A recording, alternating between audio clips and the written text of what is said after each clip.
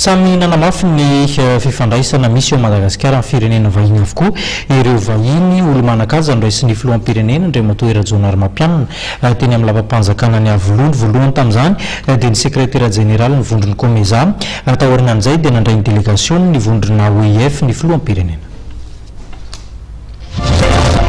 Vahiny rososona no niraisy ny filoha Rajaonarimampianina teny amin'ny lapa-panjakana ny Avolony maraina. Voalohany tamin'izany ny sekretera jeneraly ny vondrony Komeza Andriamatoa Sindisongwenya ity farany izay mampita ny hafatra avy amin'ny filohan'ny Burundi ho an'ny filoha malagasy. Ny Burundi no firenena andray ny fihaonana tampony Komeza manaraka izay ho tanterahana ny 17 sy ny 18 ny volana aprily ho avy izao. Niresana ihany koa ny fanomanana ity fihaonana tampony Komeza ity.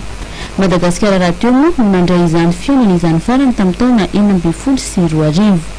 Taorian'izay dia nandray ny delegasion avy amin'ny OIF indray ny filoha Rajaonarimampianina iraka avy amin'ny sekretera jeneraly ny OIF Ramatoa Michael Jean. Betsaka ny feory indrindra amin'izao akatoko ny fividianana izao hoy reto delegasion avy amin'ny francophonie reto ary tonga nanao tatitra momba izany tamin'ny filohan'ny Repoblika Malagasy izy ireo.